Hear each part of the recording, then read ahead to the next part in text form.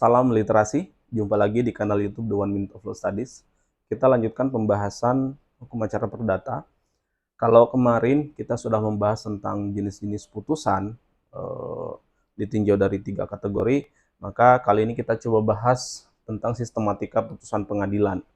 Ya, ini dikhususkan untuk perkara perdata. Jadi rekan-rekan sekalian mungkin sudah sering membaca putusan atau melihat putusan pengadilan, tapi belum dapat memetakan sebenarnya struktur putusan itu seperti apa sih, sistematikanya seperti apa. Baik kawan-kawan sekalian, kalau kita perhatikan putusan itu setidaknya ada 3 bagian. Yang pertama adalah kepala putusan, yang kedua adalah batang tubuh atau isi, dan yang ketiga adalah kaki putusan. Nah, sekarang kita bahas satu persatu. Di kepala putusan itu ada beberapa komponennya. Yang pertama adalah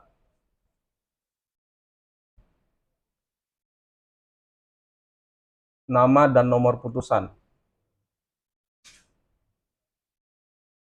Jadi kalau perkara gugatan, maka produknya adalah putusan.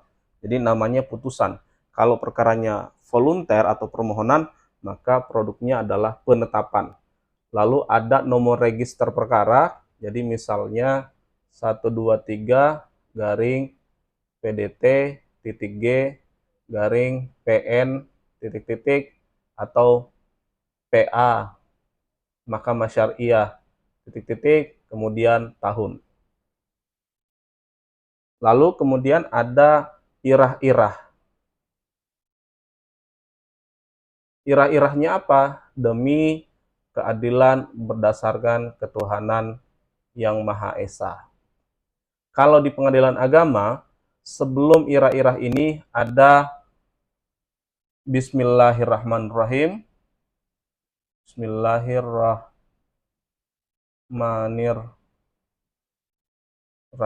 Jadi ada tulisan Bismillahirrahmanirrahim sebelum demi keadilan berdasarkan ketuhanan yang Maha Esa. Setelah ini ada paragraf pembuka, ya. Paragraf pembuka. Paragraf pembuka ini menerangkan pengadilan mana yang memutus perkara dan dalam perkara apa. Misalnya, Pengadilan Negeri Jakarta Selatan yang mengadili, yang memeriksa dan memutus perkara di tingkat pertama, ya, dalam perkara misalnya gugatan non prestasi yang diajukan oleh, atau kalau di Pengadilan Agama Jakarta Pusat yang memeriksa dan memutus perkara di tingkat pertama antara orang-orang yang beragama Islam telah memutus perkara antara. Itu paragraf pembuka. Lalu setelah paragraf pembuka ada identitas para pihak.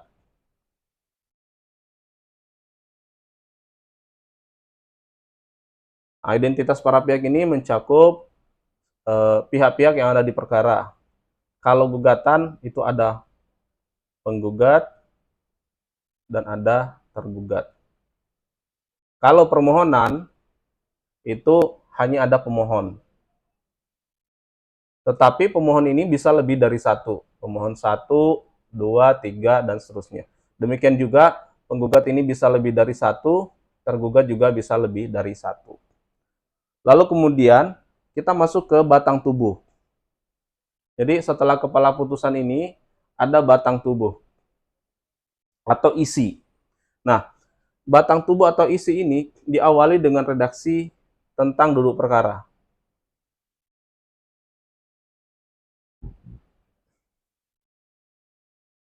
Atau ada juga yang meringkas hanya menulis duduk perkara.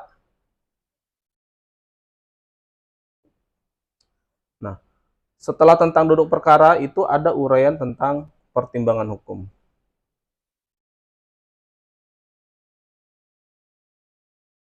Kemudian setelah pertimbangan hukum ada uraian tentang diktum putusan pengadilan. diktum putusan hakim maksudnya, diktum putusan hakim. Nah, tentang duduk perkara yang diuraikan adalah pertama gugatan, lalu jawaban, ada replik, ada duplik, dan seterusnya. Kemudian alat-alat bukti, uraian tentang alat-alat bukti yang diajukan para pihak. Mungkin kalau ada pemeriksaan setempat, uraian tentang pemeriksaan setempat. Mungkin juga ketika ada sita, ada uraian tentang sita, dan seterusnya. Kemudian ada uraian tentang kesimpulan para pihak. Nah, di duduk perkara ini, majelis hakim hanya menguraikan ya, secara lengkap tentang jalannya pemeriksaan perkara. Jadi dari mulai gugatan, jawaban, replik, duplik. Mohon maaf tadi di sini sebelum jawaban, replik, duplik atau sebelum gugatan mungkin ada mediasi ya. Dalam hal perkara itu dihadiri kedua belah pihak dan perkara tersebut bukan perkara yang dikecualikan dari kewajiban untuk memediasi. Jadi ada mediasi, gugatan, jawaban, replik, dan duplik. Jadi setelah urutannya gini, uraian tentang gugatan dulu, kemudian uraian tentang mediasi, baru kemudian masuk ke proses jawab-menjawab, lalu uraian tentang alat-alat bukti, pemeriksaan setempat, uraian tentang sita, dan kesimpulan. Di sini, hakim hanya memaparkan ya proses jalannya pemeriksaan perkara. Tetapi sebenarnya hakim juga sudah menimbang. Kenapa? Karena di sini yang ditimbang adalah proses will-nya, proses beracaranya. Apakah dari pembacaan gugatan itu langsung ke mediasi? Di situ ada pertimbangan hakim sebenarnya. Mungkin sebelum mediasi ada proses-proses lain yang dilalui. Mungkin misalnya sebelum mediasi ternyata tiba-tiba ada intervensi, ya. Kemudian ada pemeriksaan, ada sidang insidentil dan sebagainya. Pada intinya di sini kalaupun ada pertimbangan hakim terbatas pada proses formal beracara. Jadi mengapa hakim dari setelah pembacaan gugatan langsung ke agenda mediasi? Kenapa dari agenda mediasi tidak langsung jawaban, misalnya mungkin ada sidang insidentil dan sebagainya. Jadi di sini hakim telah mempertimbangkan, tetapi sebatas pada proses formil dari beracara tersebut. Nah, setelah uraian duduk perkara ini, ada uraian tentang pertimbangan hukum. Nah, pertimbangan hukum ini urutannya pada pokoknya sebagai berikut. Jadi ini patokan umum ya. Urutannya pertama terkait dengan kewenangan mengadili.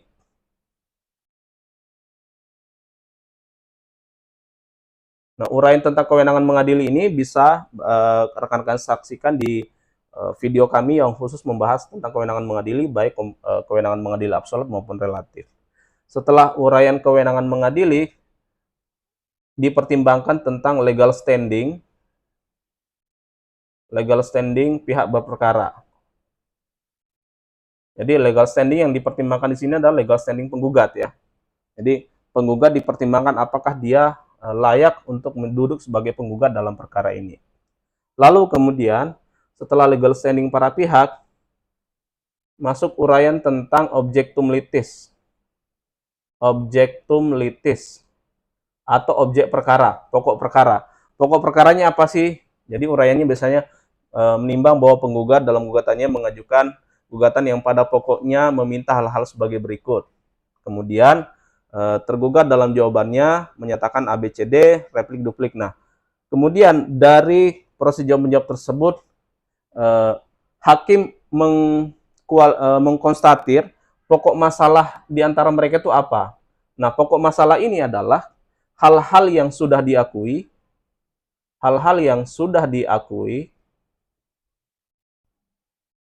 dan hal-hal yang dibantah oleh pihak tergugat. Yang perlu dibuktikan lebih lanjut ya adalah hal-hal yang dibantah. Secara umum yang perlu dibuktikan lebih lanjut adalah hal-hal yang dibantah. Hal-hal yang sudah diakui pada prinsipnya tidak perlu dibuktikan lebih lanjut kecuali hakim berpendapat lain, misalnya terkait dengan pengakuan atas tanah, hakim mungkin merasa perlu lebih meneliti lagi. Jangan sampai pengakuan mereka itu didasarkan pada itikat buruk, itikat jahat. Itikat jahat misalnya mereka bersekongkol, ya sudah kita akui tanah ini sebagai milik Anda, tapi nanti bagi dua dengan saya. Padahal mungkin di dalamnya ada penyalahgunaan keadaan. Nah, ini hal eksepsional sifatnya, sehingga hakim mungkin saja membebankan hal-hal yang diyakini untuk tetap dibuktikan. Nah, setelah objektum litis, masuk ke pertimbangan alat-alat bukti. Alat-alat bukti yang diajukan. Biasanya yang dipertimbangkan terlebih dahulu adalah keabsahan formil ya. Keabsahan formal. Formil itu tidak baku. Keabsahan formal dari alat bukti tersebut, misalnya alat bukti surat, alat bukti saksi yang diajukan, apakah telah memenuhi syarat formil alat bukti sebagaimana yang diatur dalam perundang-undangan. Kemudian setelah mempertimbangkan alat bukti tadi, ya, khususnya keabsahan formal, baru masuk ke pertimbangan petitum, ya. Jadi tuntutan satu demi satu. Satu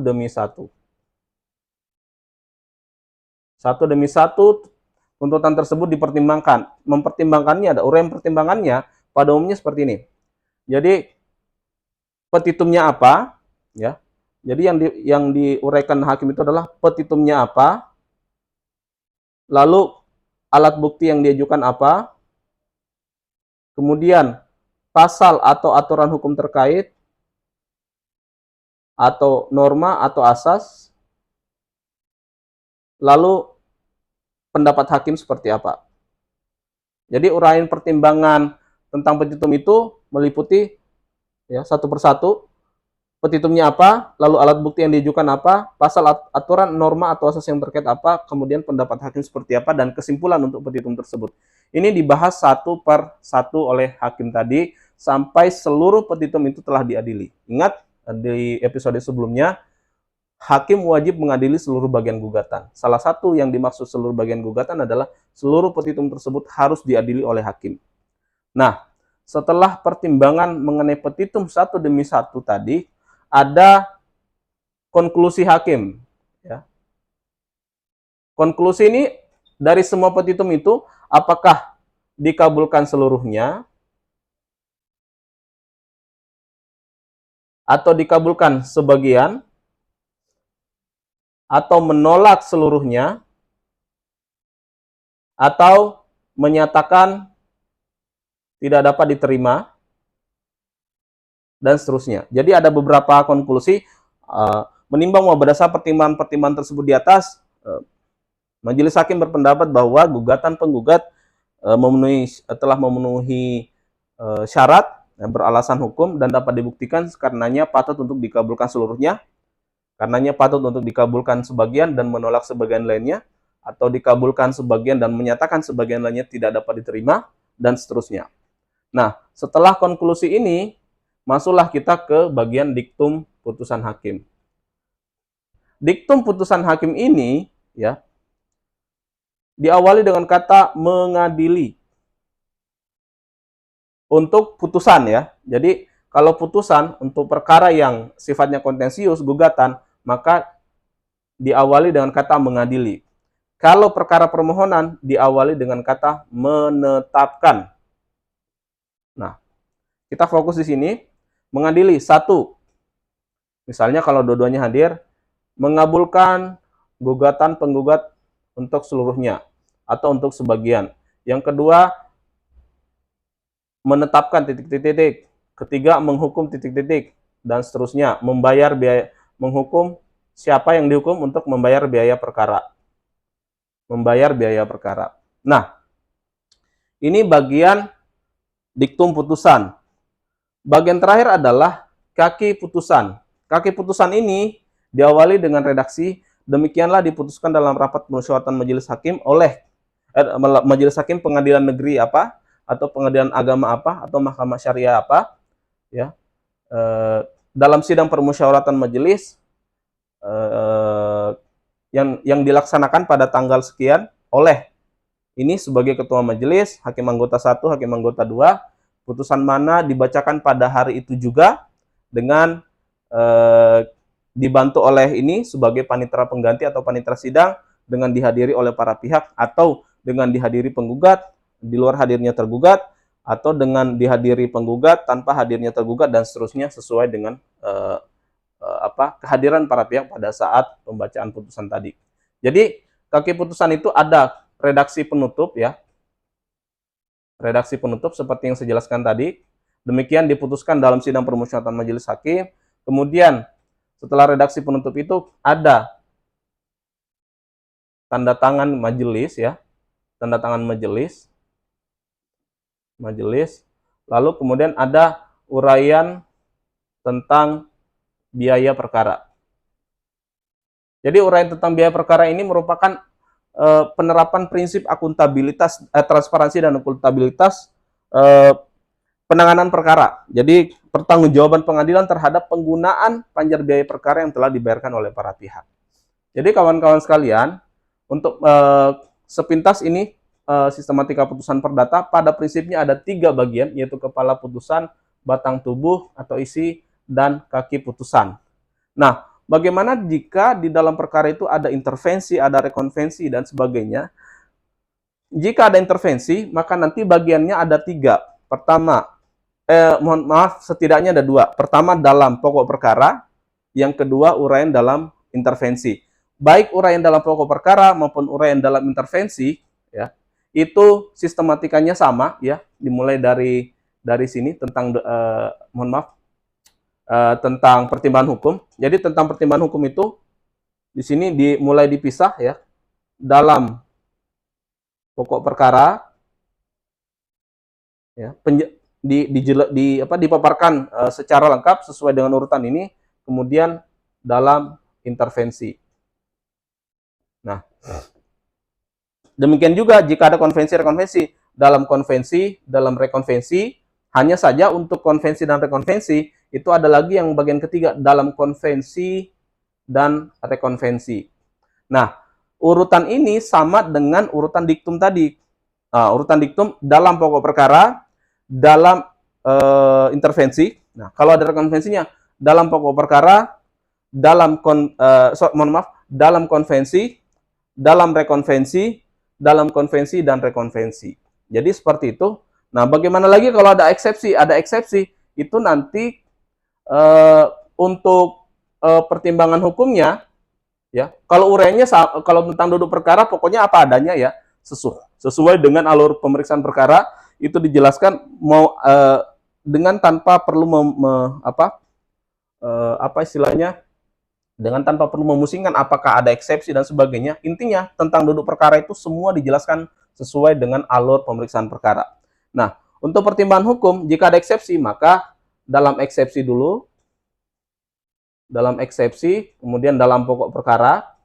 Nah, sistematikanya seperti tadi, ketika ada intervensi, ya, dalam pokok perkara, kemudian dalam intervensi, ya, dan seterusnya. Demikian juga ketika ada rekonvensi, dalam eksepsi, dalam pokok perkara, dalam konvensi, dalam rekonvensi, dalam konvensi, dan rekonvensi.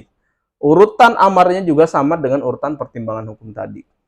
Mudah-mudahan rekan-rekan bisa memahami. Ini tulisannya cukup padat karena memang sistematika putusan itu sebenarnya memang kompleks seperti ini, ya. Tetapi jika sudah terbiasa membaca putusan dan menelaah sistematika putusan itu berdasarkan konsep ini, kemudian disandingkan dengan putusan yang biasa teman-teman lihat, itu insya Allah akan lebih mudah memahami ini. Demikian dari saya, semoga bermanfaat. Jangan lupa support terus kanal ini dengan menekan tombol subscribe, membagikan kepada teman-teman Anda, menekan tombol like, dan meninggalkan komen di halaman komentar video ini. Demikian, terima kasih. Salam Dewan Minute of Law Studies, salam literasi.